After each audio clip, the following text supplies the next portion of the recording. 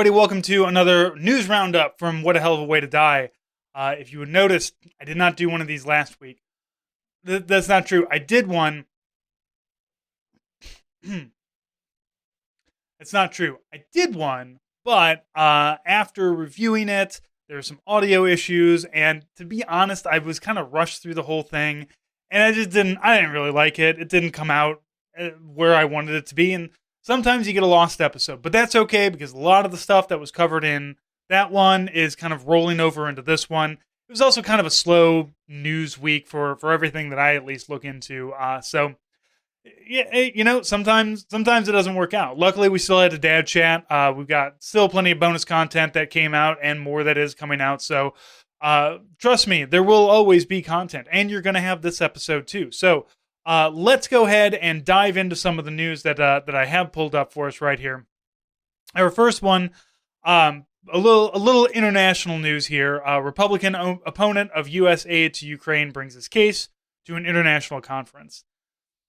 I don't really talk about foreign policy stuff very often because I know it's a hot button issue for a lot of people. But I feel like, for the most part, the people who listen to me are in the agreement of we should be doing whatever we can for Ukraine to cut the knees off of every T-55 to T-90 tank that is coming into or out of Russia. So I feel like I can kind of comment on this one without it being too much of a problem.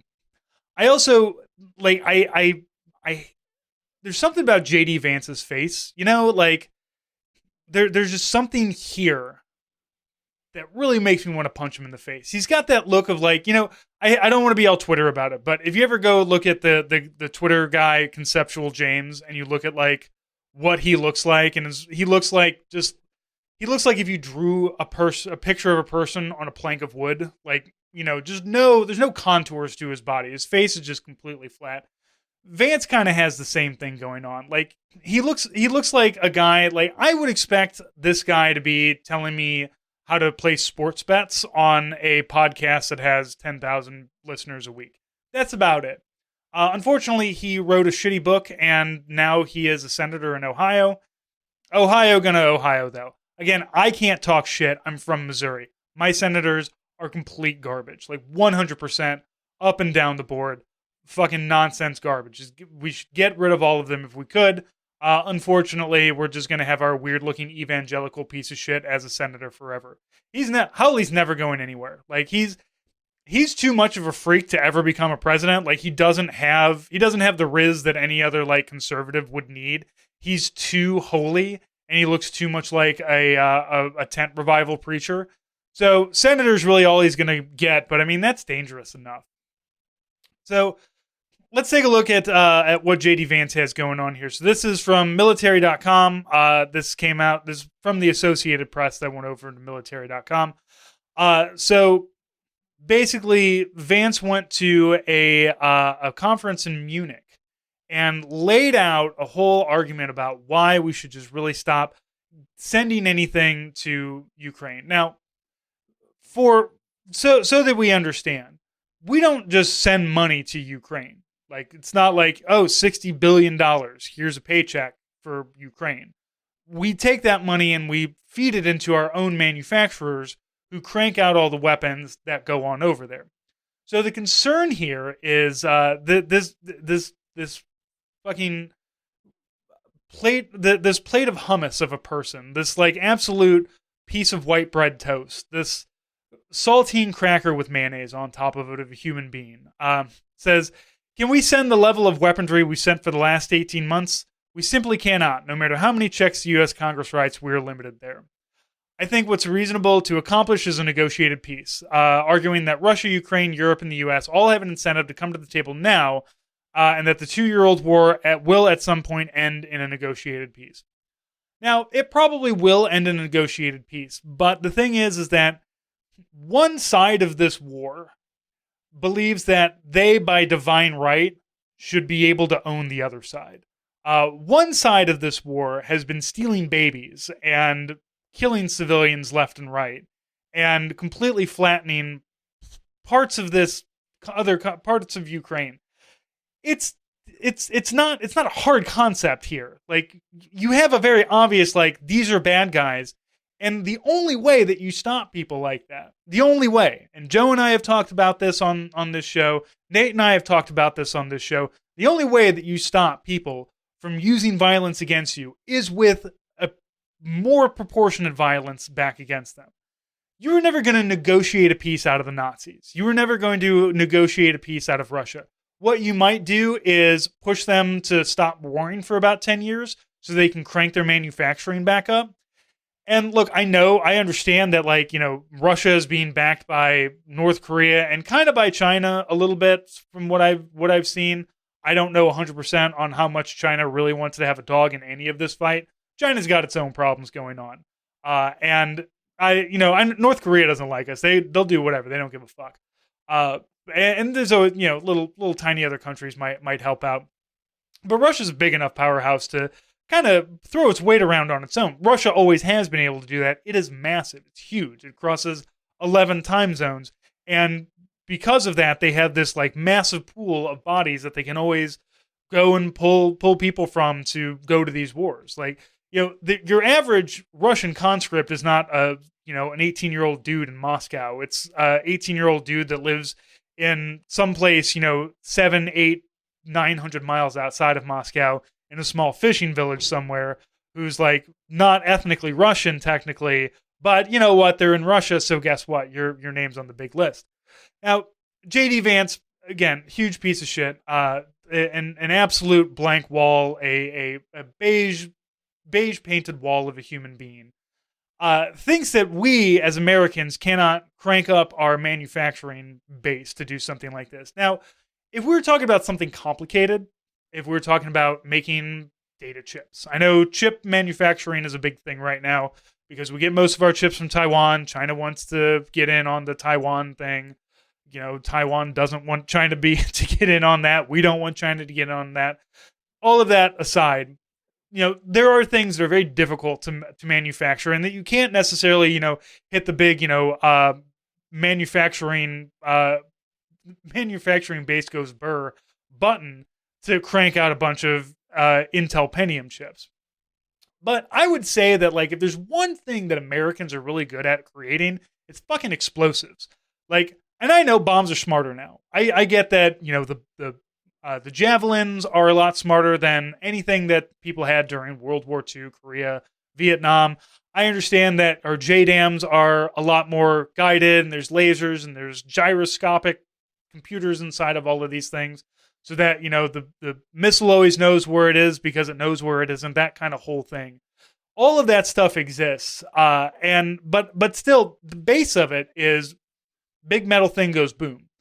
And one thing that I know Ukraine needs a lot of is artillery shells, which is, again, like, you don't have to make an artillery shell fancy. Like, you can, the artillery piece is what's fancy. The people who are firing it, who are doing all the math and doing the arcs and the wind resistance and what time of day is it and how humid is it to make a 155 millimeter shell fall on top of a T-62 4 miles out. That's not the actual shell itself. That's the people who are shooting it that are really good at what they do. That's not something that's hard. Like, you remember during COVID when there was a lot of talk about, like, look, why don't we? The president has every right and ability to say, hey, all of you people, you don't make those things anymore. Now you make this thing that we need. And we couldn't even do that for masks. But I really feel like explosives is the one thing that we can do this for. We probably can really crank out a lot more stuff. And to be honest, we're not shooting at anybody. Like, there's always this, like, well, what if we need it? For fucking what? Like, stop doing stupid wars in other places. Even this war on the Houthis that we've got going on does not involve anything other than, like, F-35s and Tomahawks. Like, those are things that we're not sending to Ukraine. So I don't know. J.D. Vance is just a plate of rice, just like, but not even good basmati rice. Like, if you took rice and you cooked it in distilled water and put no seasoning on top of it whatsoever, you got J.D. Vance as a human being. I don't like going too deep into a lot of these things. Again, foreign policy is not something I know a whole lot about, so I don't try to talk about it. But this guy in particular gets under. Most conservative lawmakers I find to be buffoonish in one way or another, but Vance really just, I don't know. It feels like he's got something else. He's always got something else going on, and like not in a good way. Like I feel like I cannot specifically say, nor am I accusing, but and I know we always say like these guys are paid off by Russia or something like that, but this motherfucker's getting money from somebody who's telling him to say some really stupid shit, I feel. But hey, this is what happens when you have no morals of your own. You're able to sell it out to the highest bidder and try to sell this off to Russia. I don't even understand why everybody wants to be friends with Russia all of a sudden. Like they suck, like in general. Like the Russian people are fine. I got nothing against Russians. I love Russian culture. I sell shitloads of Soviet pins. There are lots of things about Russia and the Soviet Union that I think are really cool, but like the government in general and like the people in power, I don't know why we want anything to do with that. Other like we're already the most powerful country. Like why would we ally ourselves with runner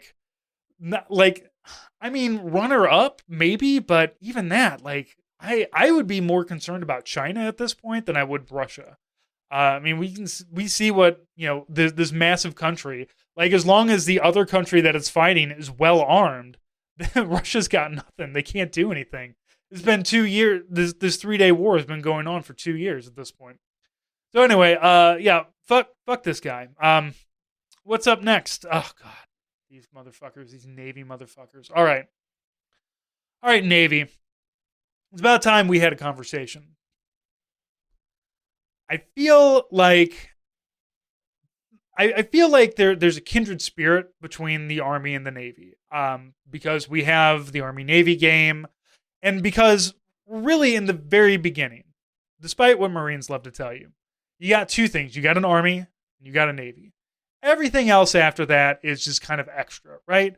Now, of course, nowadays, in the last 100 years, you have to have some kind of air asset, so we've got the Air Force, but they used to be ours. They used to be the Army. So they can, I understand breaking them off because, jets and airplanes are a lot different now than they were, in the 1940s when that split happened. And regardless of what you Marines want to tell me about Ton Tavern, sure, but you're soldiers, you're wet soldiers, you're moist troops. And that's fine.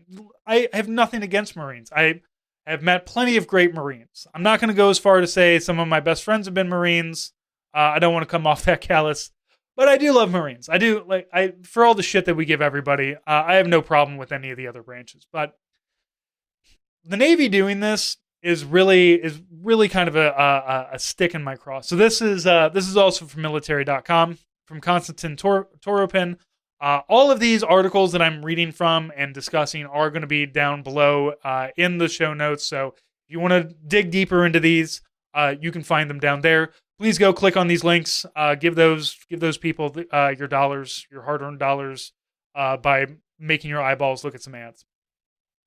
So the Navy, San Diego, the Navy has lifted its ban on soldiers keeping their hands in their pockets, a policy rule that drew wide dislike and internet mockery.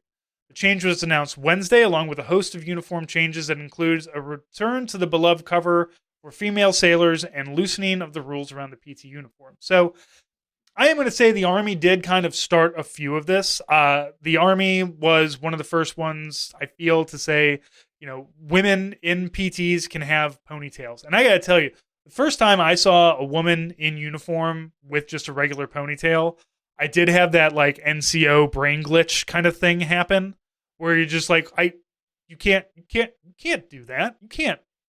That's not. But also I was no longer in the military at that point, so I couldn't do anything. 2, this was a person that outranked me had I been in the military. And 3, eventually, it's like, oh, that's right. They've relaxed a lot of those standards, which I think is great. As somebody who is the father of a daughter who hates having her hair put up all the time, I can only imagine how much it sucks to always have to have like a sock bun or a real tight bun, constantly yanking your hair back. I hate it myself. I don't like having all of that go on, so I get it.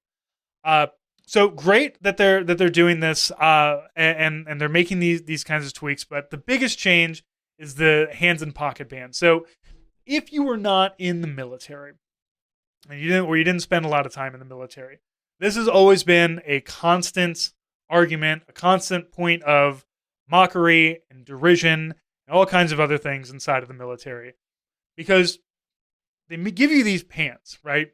And they're pants. They're pants that operate as pants. They're pants that have many pockets in them. The last uniform that I wore, the pants had 2, 4, 8, 10 pockets in them, I believe. I believe there are 9 or 10 pockets. I can't remember if the calf pocket, if there's only one, or if there's one on one side or if there's one on both. I think there's one on both sides. So you got your 2 front pockets, your 2 back pockets, your 2 cargo pockets, and your calf pockets. That's a lot of pockets. And it's, great. The uniform, one of the big changes that the Army made to the uniform that I absolutely loved was the only thing that I liked about the UCP uniforms was that here on your arm they put pen slots, so you could put 3 little pens. They took one away on the new uniforms. It's fine, but you used to have 3 pen slots, and it was great because what you had to do back in the day when you're on your BDUs. Let me be old soldier here for a minute. So you had pockets here that had buttons that kind of the flaps went upwards. So in one of them was like kind of a little hole that went down, and then there was like a little thin pocket inside of this pocket. And that was created not for your pen, but it was created for when you are getting hit with nuclear, biological, or chemical, and you need a place to put I think it was to put your reader or something like that. Or to say, basically an early warning sign of like, oh shit, we're getting gassed. Of course, nobody uses that for that purpose. We all put pens in it, but you had to be very specific about how you put your pen in it, because you couldn't put your pen with the little thing so it's hanging out, because that's unprofessional. You can't have anybody you can't show anybody that you have a pen. But if you don't have a pen, you're a piece of shit because you're a bad NCO for not having a pen. But nobody wants to see your pen. These are the rules of uniforms. If you ever wonder why people in the Army are like how we are, I'm literally just describing the clothes we wear. And trust me, there are so many more rules that comes with a lot of this stuff. So you had the little pen slot. You couldn't have it sticking out, so you had to make sure it was kind of turned and tucked all the way down in, nothing sticking out, and you could only hold one pen. And the other pockets, they weren't like, I don't know, the BDU pockets weren't as great as how they kind of do pockets now. Pocket technology has come a long way. You could thank the military for that, I think. But we have these pockets, and sometimes your hands get cold. Now, you would think, Francis, put on gloves. Do you always have gloves? Do you always, at all times, do you always have gloves? If you do, great. The vast majority of us in real life do not have gloves at the ready. We're like, oh, my hands are cold, I will put gloves on. Sometimes you're like, my hands are cold, but I only have 2 or 3 minutes where I'm going to be in this environment where I'm cold. I'll put them in my pockets where they would be nice and warm. Or if you're wearing a hoodie, I'll put them in my little hoodie pocket. The Army, you can't do that. You stand around with a hand in your pocket. I don't know why. I don't honestly know why this rule is there, other than it looks unprofessional. That's always been the calling card of why do we do anything? Why do I have to look this certain way? It's because you look unprofessional if you don't do it. So the Navy says here, the sailors are authorized to have hands in pockets when doing so does not compromise safety nor prohibit the proper rendering of honors and courtesies. So if you're standing around smoking cigarettes, hand in your pocket, that's fine. Don't walk around hands in pockets like, oh, I can't salute. Easy enough. Too easy. Very simple rules here. The Army, the rule was most fiercely policed in the Navy's boot camp and training schools, and led to a host of memes, social media posts, and complaints that often derided the rule, and chief petty officers seen as the enforcers of the policy. Trust me, this has been happening for years. This isn't a new, oh, we've just suddenly discovered that having your hands in your pockets all the time kind of sucks. No, we've always known that. It's always sucked ass to do that. This is just the first time that somebody has actually, I guess, taken note of it and decided to do anything about it. Let's see, female soldiers, or Female sailors are a recipient of many new changes rolled out. The Navy is bringing back the female combination cover, known as the bucket cover. Was first worn during World War II until its retirement in 2018. They retired it in interest of making the Navy uniforms more unisex, but since then its return has been consistently advocated by female sailors. This is also another thing about uniforms that I think is very important. The military has always tried to say, look, we want to make a uniform that I look at you, I look at your size, and I say, here's the medium regular and the medium regular. Here's the medium short and the long tall, whatever. There's basic categories that they want everybody to fit into, and that doesn't work. And I always felt it really bad for female military, female troops, because the military uniform, the old UCP, looked like ass on everybody, but it especially looked like ass on a lot of women. And that is no fault of the women. That is the fault of the just absolutely terrible tailoring that happens with with when you're trying to make a one size fits all. So now the newer uniforms, you can buy tops that are more tailored, more cut for women. Comes in a little bit more on the sides and everything, a little bit more fitting. And because look, as much as we want to say we're all green, look, everybody's bodies look different, and it's okay. And doing the unisex thing, I don't feel is like, I understand what they're going for.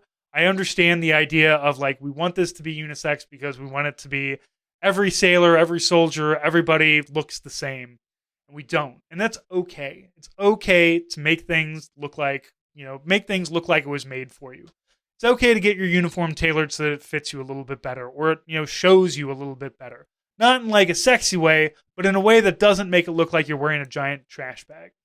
I will say, there's a TV show, Bones. Maybe you know about it, maybe you don't, but regardless of what Bones is about, there's a scene in there where David Boreanaz is like, I had to join the military. He can just like kind of join and not join the military at his whim, apparently. But there's a shot of him at the airport, and he's in proper uniform. And I know that like I've never seen a uniform look so terrible on a person. Like, David Boreanaz is a good-looking guy, and he's very in shape. Like, all of his stuff that he does, like the acting he does, like now he's on like the Navy SEALs TV show on Paramount. So he's in good shape. But man, that looked like a bag of ass on him. Like, just absolutely terrible. And it's like, look, they found an actual uniform, and they put that man in it, and he looks like just garbage. Now, if you took David Boreanaz and probably put him in the newer stuff, like, not whatever. I've never watched Navy SEALs, whatever. So I don't know what they're wearing. I'm sure it's all shit. It's all 5'11" shit or whatever. But like, I feel like if you put David Boreanaz in a modern military uniform, like the ones we wear now, I feel like he'd probably look a little bit better. I don't know. Let's see what else we got. Combination covers. The bucket cover will not be available for personal purchase and will need to be privately obtained if desired to wear. Women are allowed to wear T-shirts specifically designed for female bodies with Navy uniforms. Again, women's bodies and men's bodies shape themselves differently, and it's okay to do that. And the intent of this policy update is to express dissatisfaction regarding the required wear of male or unisex T-shirts that are not designed to fit female bodies. Yeah, when you design something unisex, you're designing it for men and then just sticking women into it. That's how these things kind of happen. And finally, all sailors are allowed to wear black or blue leggings or tights with the service's PT shorts, and wear commercially procured coyote brown backpacks while in the Navy working uniform. So commercially bought things that you can buy on the civilian market and wear in the military has long been a kind of a contentious thing. But, well, I feel like maybe it's really only been in, during the last 20 years of war, 2000 onward. Because once we moved over to the UCP and we moved over to the brown boots, I wore one pair of issued brown boots, and I never wore issued boots again because they just wrecked my feet. And I went out every time I needed new boots. I would go out and I would spend $250, $300 on a set of really good boots that fit me well, that were nice and heavy. I still have the last pair, the last pair of boots I bought was after Iraq, because my boots got trashed in Iraq. So I came back as like, cool, I need a new set of boots, and I had money. I still wear those boots all the time. Those boots are 13, 14 years old. When it snows, those are my snow boots, is combat boots. So you can get civilian procured stuff and wear it in the military. So the backpacks and everything, that's good. I like that they can wear leggings and tights. I remember getting gigged one time when I was in my staff sergeant school, ALC. And I got big thighs because I'm not a 150 pound 18-year-old anymore. So I get the thighs rubbing together when I run, and I like to run. So I get spandex.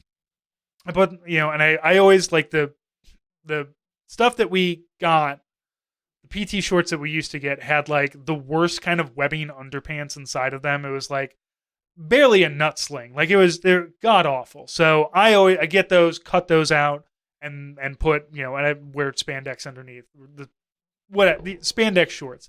They got gigged one time because I was leading PT, and during sit-ups or something like that, the top of my, the short leg came down, and they're like Champion brand, so the little Champion brand was there. It's like a little C. It's not even that big of a deal. It's not like, I was wearing some obnoxious Under Armour bullshit because I'm cheap. And yeah, I got gigged on that because you're not supposed to have a logo showing in the uniform. Which, like, yes, but it's 6 o'clock in the morning on Fort Meade. Come on, Sergeant. So, anyway, that's neither here nor there. I like that they can wear leggings. I don't know what the Army's policy on that is. I feel like you can. Like, I've seen people wear, kind of leggings underneath their running shorts. That's something I've never actually invested in. I always, I run between like March and October. Like November to February, well, I don't do that cold bullshit. So, this under legging thing might be something I need to look into, or I will just continue to do the running how I do my running. All right, finally. Oh, one more. So this one from Nick Slayton. Department of Defense says it has plans to improve housing for its troops. Ooh, we have heard this one, haven't we? I like this picture. I specifically picked this picture here because I like that it looks like there's a lot of poop on the floor. So Department of Defense says it's getting serious about improving living spaces for troops. This past week, the department released its Resilience and Health Defense Communities Strategy, a multi-part plan to build new modern housing and support spaces for service members that would replace aging, broken, and often mold-filled barracks and other facilities currently in use. So I did a recent interview with the developer of Hots and Cots, the guy who, it's the app that is like Yelp for the junior enlisted, where they can take pictures of their living conditions, their dining conditions, and whatever base they're on, and upload it for other people to see. Hey, if I'm going to Fort Carson, what am I walking into? And it's not all bad. There's a lot of I've seen a lot of really great and interesting housing that's being done out there. Some really great studio apartments that I think, if I was a 25-year-old NCO, a studio apartment would be fantastic for me. That's all that I would want. Just me. I've got my living room. I've got my bedroom over there. I got a kitchen, and I got a toilet that I can close the door on, and that's all that I need. You can have all the raging parties that you want there without everybody having to watch you take a leak. So there are good things out there, but the bad far outweighs. And of course, people are going to complain more than they're going to compliment anyway.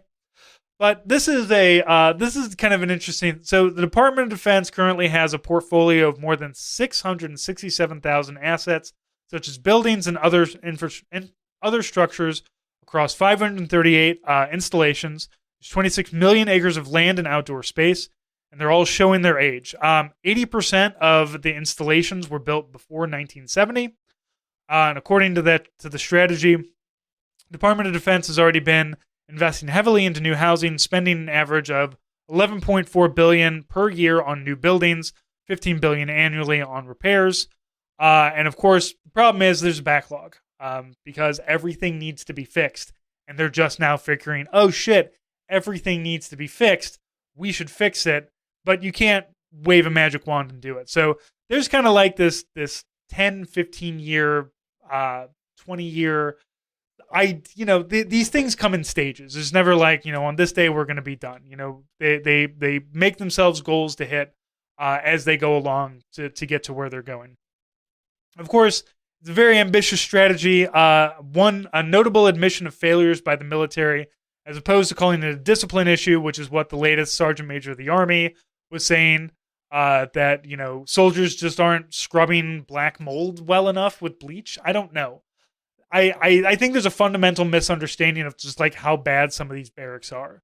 This here is not the first time I've seen a flooded bathroom. Like, I've seen this happen in the military. I've sloshed through flooded latrines. Not this bad.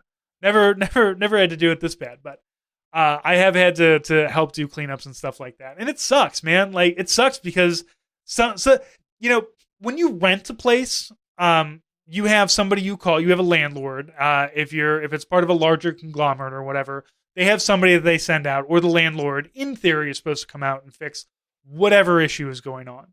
The problem is, though, is that when you're in a barracks, you don't have a landlord, but also you don't own it. So you can't really do much. There's a lot of soldiers out there that would be perfectly fine throwing up some drywall. Like, you say, hey, we're going to give you a week off. We're going to give you a budget, and we're going to give you guys just all this time. Tear all the walls out. Here's a dumpster. Throw it all in there. Throw up drywall. We'll help you. We'll send some guys in to help do mudding and hanging and everything. But I guarantee you find a barracks room. You find a barracks of 60 soldiers. At least 10 of those are going to know how to hang drywall, and the other 50 are going to learn pretty quick. It's not hard. I did not drywall the pod shack all completely, but I did drywall my kitchen. My kitchen looks pretty good. So I watched the guy drywall here, and I helped out a little bit, and then I watched him make mistakes, and then I realized, okay, here's the pitfalls that I can avoid so that I can have something a little bit better. So, we can get these guys to do it, but nobody wants to. The problem is that if you do that, what if they don't do it to specs? What if they don't, do a good enough job? What if this? What if that? Like, I don't know, man, but it's probably better than the black mold that they're breathing now. So maybe let's give them an opportunity. Let's give it a chance. And you'd probably be able to do it for a lot cheaper. If you tell a bunch of infantry guys, hey, I'm just going to make you work 8 hours a day. You're not going to have to do anything else. No PT. No, I tell you what, we're going to cut PT out for the day. We're going to have you work 10 hours, including a lunch. So you're going to work 8 to 6. You're going to get a lunch hour in there, and you're going to be throwing drywall. You're going to be hanging drywall. You're going to be laying carpet or doing flooring. All of these things are easy to do. Like, you just need somebody who knows what they're doing, and they can teach everybody else. And you can find that. And if not, hire a guy. Hire some local handymen to come in and fix these things. Like, I understand that it's an easy fix for me because I think of it on a small scale. I'm not thinking of, 667,000 assets over 538 installations. I think about like, oh, these 5 barracks rooms are fucked up. If we hire a local guy and we say, hey, here's some, privates to be manual labor for you, grease the guy's palms a little bit. He's like, you can. I understand that, necessarily you don't want to make people work for free, but they're not. Your soldiers are still going to be drawing a government paycheck. They're just going to be doing some different work. So the guy who's got to do the contracting doesn't have to hire extra people unless he needs like experts. He's got all these, burly 20-year-olds with nothing better to do. Bring in drywall, hang drywall. You can turn a screwdriver. It's not that hard, guys. We can do this. I feel like that's the real answer is let completely decentralize the whole thing and let bases kind of sort it out themselves. But not in a like, oh, they'll figure it out. We'll let them figure it out. Because they won't do that. Like, you have to force them to do it. You have to force them to say, you're going to come up with a plan. We're just also saying that an acceptable plan is calling Big Mike, whose phone number we found on the back of a bus bench, and then having 20 privates with nothing better to do help Big Mike out, throw some drywall up, put some sheeting, put some, mudding, throw some paint on the walls, and call it good. Like, there's not that much that needs to be done to a lot of these things. Plumbing, I don't know about. You got to call a guy for plumbing. Don't let your soldiers fuck with the plumbing. But walls, most electrical, maybe not electrical. Walls are fine. We can start with walls. We can start with tearing out all the black mold in the walls and getting rid of that and putting up new walls. That's a good first step. Of course, you got to stop the leaking too. So fix that. I understand it's kind of a stair step thing, but we can get there. I feel like as a nation we can figure this out. All right, so that's our news for today. Let's go on over to the media. I'm trying to, as I've mentioned in the past, I'm trying to read kind of outside of the genres that I normally read. I read a lot of science fiction, fantasy, stuff like that. So I'm trying to kind of move outside of a few of those things. And then I've got some TV and a movie to talk about as well. I'm really kind of blowing through a lot of stuff. We're focusing more on reading at home, so it's been really great. I'm not going to be one of those, I'm going to read 50 books in a year kind of people. I don't have that much time. I do still enjoy my time dicking around on my phone and staring at Twitter, as does anybody else. But I have read a lot more books, and I'm actually, like, at this point, I've gotten through more books, and I'm reading with a little bit more purpose, which is something that I kind of wasn't doing. And I never really kind of figured that I needed to, that, like, there was any, I need a book, grab a book. But what ends up happening is I keep reading the same, like, 6 books over and over again, because it's like, well, it's been a while since I've read, Forever War. I guess I'll read Forever War again.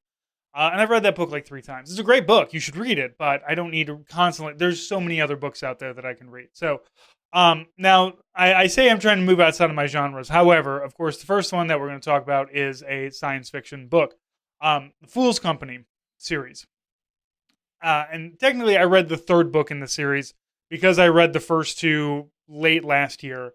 And this is not a series that I'm new to. I really like Robert Asprin. So he wrote these books, the Fool's Company. He wrote the Myth series, and he also wrote a book series, the Dragon series too, which are all like very. He's doing. They're humorous. They're not like comedic, but they are humorous. They're meant to be, funny adventures happening. The Dragon one is very, like, I really like it, but I know, I understand that the whole, because, like, so what it is that, like, there's these powerful families, right? The whole thing takes place in New Orleans, and there's these powerful families, of course, as there always are, and they're called dragons, but they can actually turn into dragons, because, why not? But it is also very much a male fantasy, because he's a very cool dude who is really good at gambling, and he's got 2 hot ladies that he's with and he's got all this, interesting subterfuge happening. Now, the Fool Company, if you're military, I would highly recommend picking them up, because it's like the one time that you're going to come across a rich officer who's not a complete asshole. Like, Fool is the main character. Commander Fool is the captain. There's the army. And then there's the Space Legion. And the Space Legion is like normal people go to the army, and the Space Legion is like, I don't know, your local state militia. It's a place where, like, anybody can join, and you get to kind of erase your past. Everybody takes on new names. Nobody asks about the past. And so the Fool, Willard Fool, is an heir to the foolproof munitions.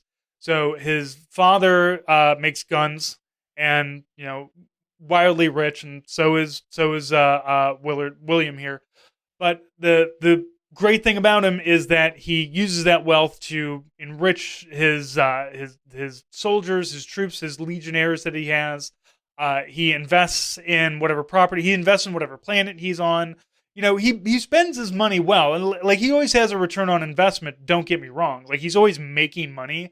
And that is always, like, specifically said, like, oh, and here's here's how all of this money that went out is going to generate more money coming in, because we can't have the good capitalist losing out on money. But it is one of those, like, what if people with billions of dollars weren't huge assholes, here's what they might kind of be like. So it's a fun series. But also it's, guns in space, a lot of different, really great different characters inside of it. There's like the supply sergeant is an old, was in a motor club, an MC at one point. There's like a guy who like ran away from the Yakuza. There's all kinds of great characters in it. So there's 5 books in the series. They're real easy reads. You can blow right through them. Fool's Company is the first one. Read it. If you don't like it, you've only wasted like 3 or 4 hours of your life. But if you do like it, Robert Asprin's got a lot of other books that you can read. There's, like I said, there's 5 of these. There's like dozens of the myth books, and then 5 of the dragon books, and he's got all kinds of other stuff. I never got into Terry Pratchett. This is what I read instead, was the Fool book. So that's highly recommend for me. It kind of, like, if you ever read, and I know that this is a long shot for a lot of people, but there are those real deep military novel nerds out there who have read the Flashman series. It is reminiscent of that, but like less colonialism. Less of all the bad parts of Flashman, and more of the, like, look at this utter buffoon parts of it. British man in Afghanistan in the 1800s. Guess how a lot of that goes. Not well. But funny series. You should pick it up sometime. All right, next up. So, I do not read mystery books generally. I've never been interested. It's not that I've read them and I didn't like them. I read a lot of Encyclopedia Brown when I was growing up, and all of my old Encyclopedia Brown books are now on my daughter's shelf. So she reads plenty of, she loves mysteries. She has actually graduated up, because my wife, so I'm learning that there's all kinds of different subgenres inside of some of these genres that, like, I didn't know. And it makes sense. There are subgenres inside of science fiction and fantasy. There's, I'm a fan of, I'm not really a fan of military sci-fi as much as I am a fan of, like, the Star Trek kind of sci-fi, which is, what if space aliens and then we, did this thing where we examine what it is to be human, right? So that's the kind of sci-fi I like, is where we find fantastical situations where we can examine what it is to be human. Ted Chiang has a lot of those stories. I highly recommend his stuff too. But so the genres inside of mystery, and really the only one that I know about, is the one called cozy mysteries. And my wife is a big fan of these. So what a cozy mystery is there's a murder, but it's not really gory. It's not really bloody. Usually somebody dies that nobody really liked. So you're not like, oh no, it's so sad that this, really nice person died. And there's a lot of, it's like Stars Hollow. If you ever watch Gilmore Girls, like that kind of small town vibe, and it's always like it's perpetually fall for some reason, and there's always people out walking the dog and sipping coffees, and there's a lot of like it's like got a population of like 12,000 at the most, and then somebody dies, and then like the comely bookshop worker is the one who has to figure it out as she walks her dog and thinks about things, mulls things over in her brain. Meets various other characters who are also very quirky and weird. And then, there's a nice little wrap up at the end. So I have not gotten into those yet. I picked this book up because it was on the hot picks list at my library. When I walk into the library, there's a shelf that says, here's all of our, our hot picks. So I picked this up not realizing that it was the second book from this author, but not technically of the series. It's written in a very strange way where it's first person from the perspective of the author, but it's a fictionalized author. Like, so it's a fiction book written by the author who's not Benjamin Stevenson. It's fine. At first I was like, maybe I'll go back and read the first one, because it is an interesting premise that they're doing. This one is they're on the GAN, which is called the Afghan Express, which is apparently, I don't know, I didn't look this up, but it's a train that goes through Australia. So and all these people, I think the author is Australian as well. So all these murder mystery writers are invited for a murder mystery convention, I guess, on a train, and then somebody dies. Somebody is murdered, and so everybody on the train is a suspect because everybody knows how to get away with murder in one way or another because they've all written about it. So it was interesting. I'm gonna try to read one of the cozy mysteries that my wife suggested to me. There's one. The whole series is all bird puns in the title, so maybe I'll get around to those.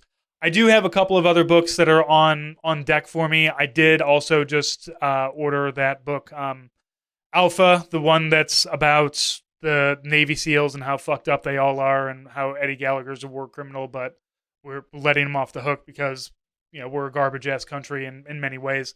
So I've got that book coming. I've got another one that my wife picked up for me at the library that was about like, well, what happens if these like various kinds of like disasters or things that might not necessarily, you might not think about would happening. Like what happens when England finally votes out the monarchy? Like what kind of happens there? It's all right. It's not as in-depth as I would really want it to be. It's a nice little filler book until I can get to the library and pick up my next heavy read that I'm going to get into. So if you like mysteries, I thought this book was well written. Like I have no problems with the technical aspects of it. I thought the characters were very good. I thought that the pacing of it was really well done. Like technically, this is a good book, but I'm just not really into mysteries as it turns out. Like you get to the end, and then there's all the things, and then it's like, whoa, you weren't paying attention while you were reading. It's like, fuck off. Of course I wasn't. Sometimes I skip paragraphs. Fuck off. We look. Sometimes you're just skimming, man. It's okay. So I don't need to be judged by the book that I'm reading. I just want a book to tell me what the fuck's going on, and not do all of this little kind of side shit here. All right, next up.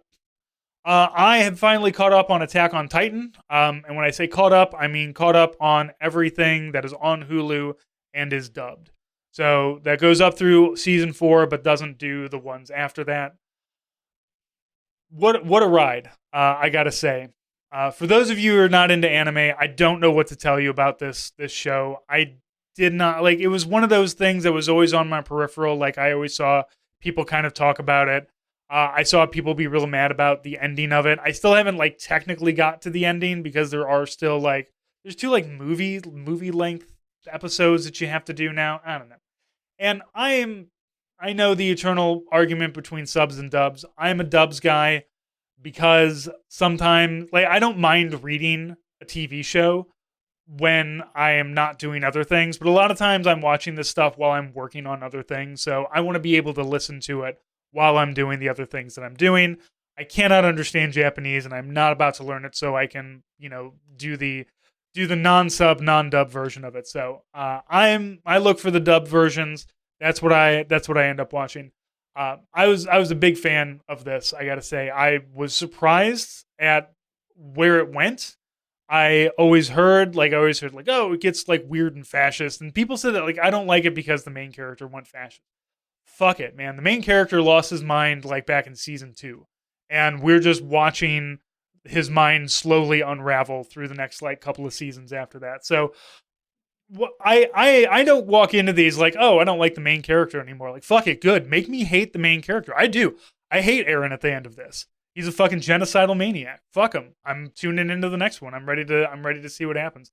I was a big fan of him in the beginning, and at the end, I hate him, and that's good. Whatever emotion, what's important is it's eliciting an emotion, and I'm going to keep watching. So I am going to take a break from it, and I've got a couple of other things that I want to watch. I'm going to be doing Deadliest Warrior pretty soon. We're going to be doing episodes of Deadliest Warrior with various hosts, co-hosts that I'm going to bring on. The first one, if you remember back to the episode about the Battle of Lake Changjin, I had KD on there. He's going to come back on and talk Deadliest Warrior with me this month. So looking forward to that. I got to watch an episode of Deadliest Warrior, and then I got to like look up all the freaks that they bring in for that because they're all absolutely nuts. They're all weirdos. So you gotta make sure that you have all that down. So I've got some other things. I was like, because I finished it today. I finished the 4 seasons today, and I was gonna start kind of like, all right, well, let's die. And I got to take a break from it because it's just, I'm starting to kind of lose my grip on it because I'm just like, all right, what at next thing. It's very at a certain point, like it keeps having to explain what's going on, which is helpful because it gets real weird and you don't really know who's on whose side after a while. And there's a lot of betrayal happening constantly. Like it's an anime. It's the people betray each other constantly. Like every episode's got a betrayal. There's even one character that screams at somebody is like, why does everybody keep fucking betraying us? I really want to stop being betrayed. Please stop betraying me. God bless Connie. I was hoping things would work out for him. He's still alive. His brain's broken, but all of their brains are broken at this point, so it's okay. So I recommend it. I saw somebody say that Attack on Titan is that one anime that they feel they can suggest to normal people. I would not suggest this anime to normal people at all. I would say go watch some Trigun. That's what got me into anime way back in the 90s. So start out with that. At a certain point, you'll get to this. You'll get to Attack on Titan, and it'll be weird as shit, and you're going to love it. Or you're going to hate it. I don't know. All right, and finally, Battle LA. So we did a Patreon episode of Battle LA. The Zoo Crew did that. God, what an unforgettably forgettable movie, really. It's absolute, I don't know. I'm not going to say it's garbage. Like, it's not a bad movie, but it is very forgettable. It's your casting is like Aaron Eckhart, which is great. Aaron Eckhart makes a great looking, like, if you need somebody to like look handsome but also be a troop, Aaron Eckhart's that guy. He's like handsome. He's got the really strong jawline, but also like you can cover him with dirt and he looks like all right, you look like a Marine. Fuck it, let's go. And then the next one is Michelle Rodriguez, who I absolutely love. Michelle Rodriguez. I love a badass Latina, especially one who understands that that's the only roles that she ever wants to do. And that's what she does now, is she just does, I'm a badass Latina, and there's no reason for me to play any other role. So God bless her. But she doesn't really come in until like halfway into the movie, and it's very like they try to they shoot it at this like the documentary style, but that never really works for me if nobody's acknowledging the camera. Like, I just think that you can't afford a boom mic. Like, if you're gonna have a camera that's jostling and running with the troops or something, it should be a character, because otherwise you're just an asshole running around jostling your camera, and you're like, put some rails on that shit, man. Like, I cannot see what's going on. And maybe that was on purpose to hide some of the CGI. I don't know. The CGI was fine. It was fine. The movie was fine. It had who it had in it was Michael Pena. And Michael Pena was severely underutilized in this movie. But still a very good character, though. A good dad. Like, he's not a troop. He's a dad. He's trying to protect his son. He, picks up a gun and fights the aliens himself and gets killed. So, sorry if I'm spoiling the 13-year-old movie for you. But anyway, if you want to hear more about Battle LA, $5 a month on the Patreon gets you access to that, and you'll be able to vote on the next movie that we're going to pick. I've got those lined up. I'm going to be putting those out on the Patreon this week, have people vote on them. And then in March, we're going to watch that film and talk about it. We're going to let you all do the picking for these things. So that's what I've had going on this week. That's what I've been consuming. Like I said, I got a couple of other books. I don't really know what I'm going to watch next when I have downtime at work and I just need to put something on while I do mindless report stuff. Send emails, things that you don't really have to think about. I don't know what I'm going to watch. I've been pushing really hard on Attack on Titan for like about 3 or 4 weeks now, so it's been a journey. It's been a while. So I'm gonna have to find something. Maybe I don't know. I'll find one of my filler shows. I'll rewatch the latest season of Rick and Morty. I don't know.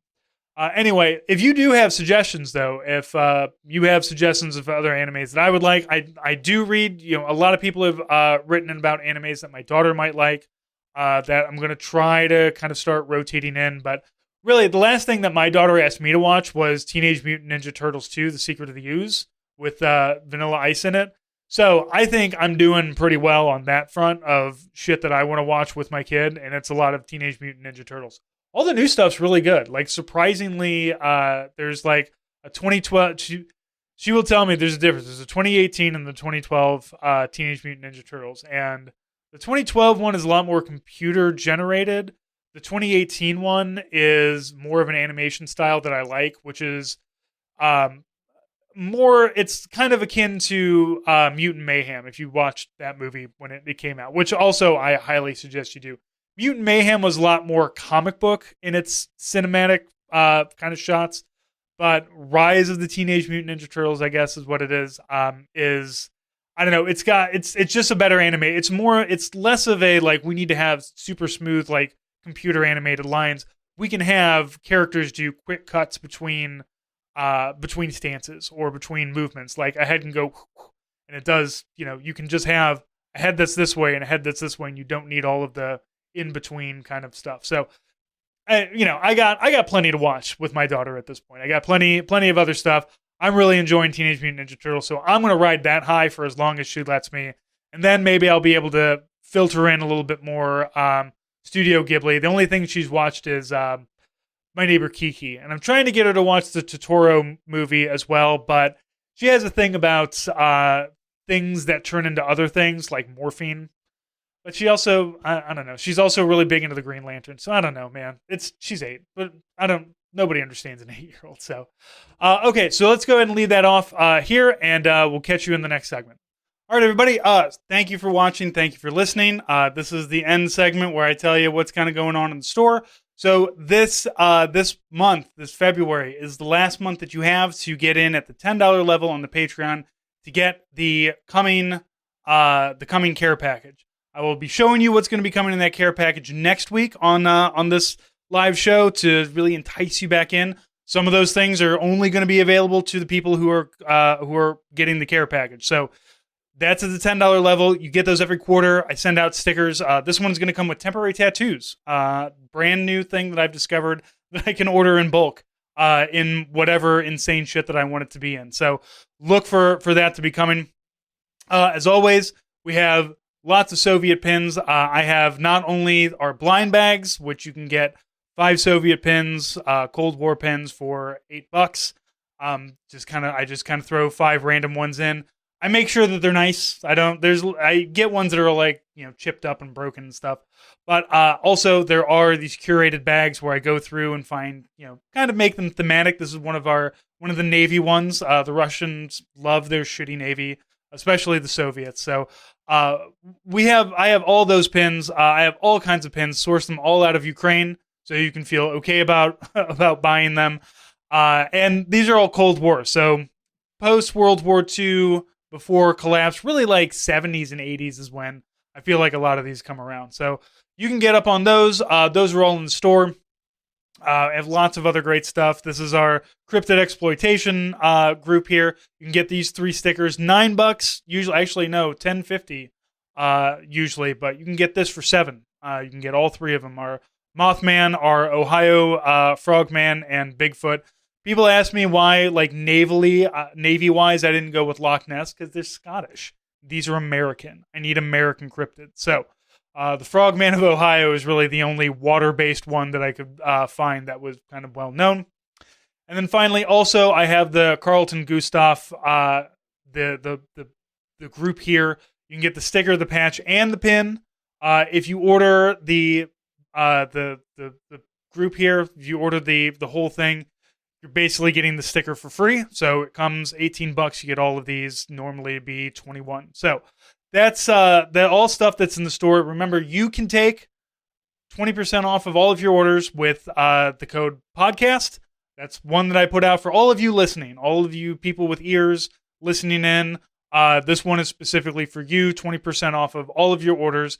Kind of going forward. Like I was like, I'll just do it for a week or so. But I like you guys. You're stuck here with me through like an hour and through another hour of listening. You're always listening. So I want to give something back to you, the people who are constantly letting me drone on in your ears. So you can find all of that hellofawaytodie.com in the store, all kinds of great things. If there's anything that you think you might like, or if there's any art that you think would be good for the store, I'm always hiring artists. So if you've got an idea or if you've got something that you would love to see made into a sticker, I'll pay you for it. I'll send you some stuff that once it comes in, I'll give you some of the merchandise for free. I really like bringing in as many artists as I can because I am shit at art. I cannot draw. And I'm not at a point where I want to learn how to draw. Really, I maybe a little bit, but like I know that like real the real in depth kind of stuff. I'm going to need somebody. I paid for Carlton Gustav here. You think I can do a penny farthing? Fuck no, I can't. I got to pay a guy for that. So if you're a guy or a gal that sometimes gets paid for doing art, hit me up. Let me know. See if there's anything. Let me know your rates. If they're not too crazy, we'll talk about it. So, but other than that, thank you for watching. Thank you for listening, and we will talk to you next week.